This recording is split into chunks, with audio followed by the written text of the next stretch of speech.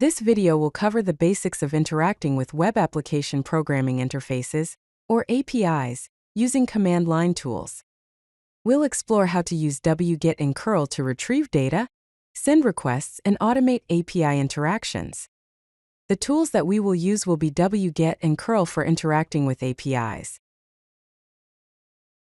Let's understand wget and curl in detail. Wget is a non-interactive network downloader that retrieves files from the web. It has a simple and straightforward syntax, supports recursive downloads, works in the background, handles network interruptions, and is ideal for simple downloads. Curl is a versatile tool for transferring data with URLs using various protocols. It supports multiple protocols, offers advanced hypertext transfer protocol request options, handles authentication, allows customizable headers, and is perfect for API interactions. Here are some basic examples of how to download files using wget and curl.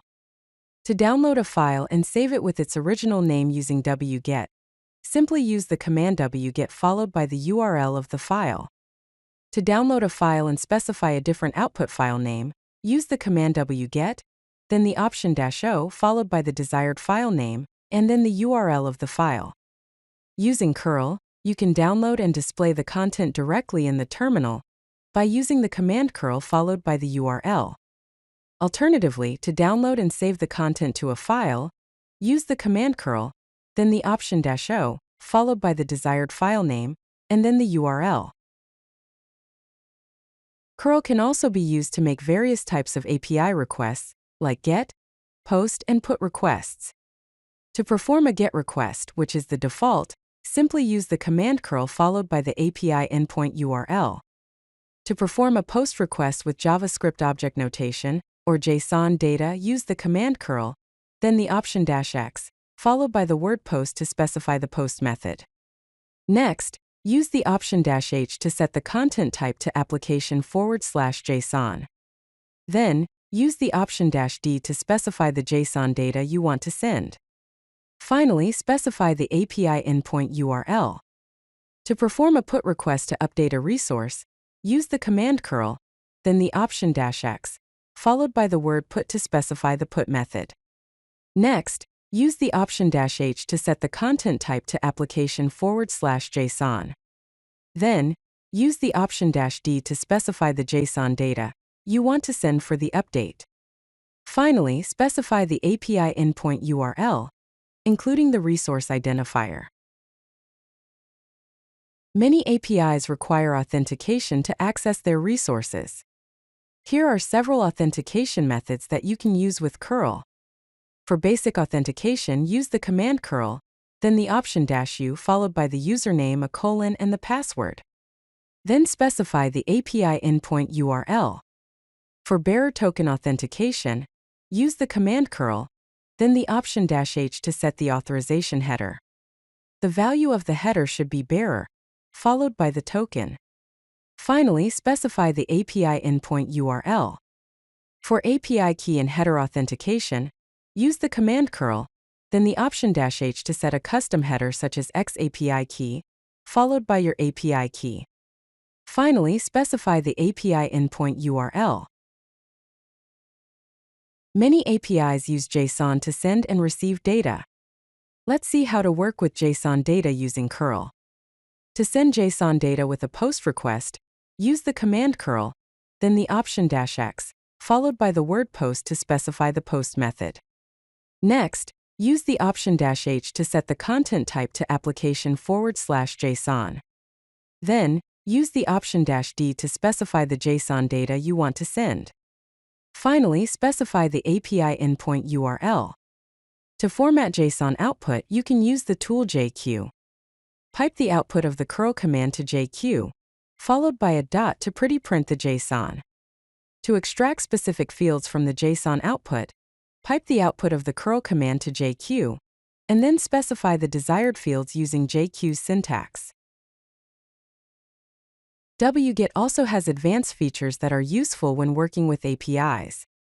To set custom headers, use the command wget, then the option "header," followed by the header name and value. Specify the API endpoint URL. To perform a post request with wget, use the command wget, then the option --post data, followed by the data you want to post. Then, use the option --header to set the content type to application/JSON. Finally, specify the API endpoint URL. To save response headers, use the command wget, then the option --server response, followed by the API endpoint URL. Debugging API requests is crucial for troubleshooting. Here are some options in curl that can help.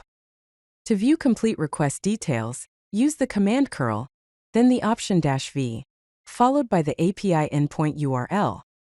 This will show you all the headers and data being sent and received.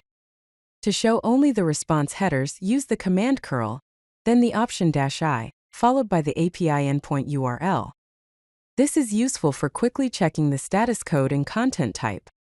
To get detailed timing information about the request, use the command curl, then the option -w, followed by a string that specifies the format of the timing information.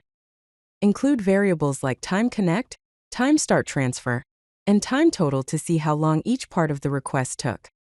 Then specify the API endpoint URL. Automating API requests with scripts can save time and effort. Here's an example of a bash script that makes an API request and processes the response. First, define the script interpreter with the line shebang bin bash. Then, set the API endpoint URL and the authentication token as variables. Next, use the curl command with the -s option to make a silent request. Set the authorization header using the bearer token. Store the response in a variable called response. Finally, process the response using JQ to select only the active users.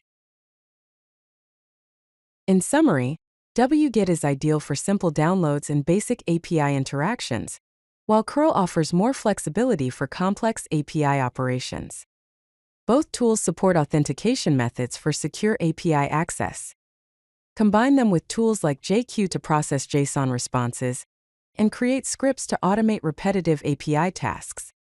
Here are some useful resources for further learning, including the curl documentation, the wget manual, a JQ tutorial, information on RESTful API design, and a website to test your API requests. These resources will help you dive deeper into using these tools and understanding API concepts. If you like this video, hit that like button and don't forget to subscribe. Visit codelucky.com for more such useful content.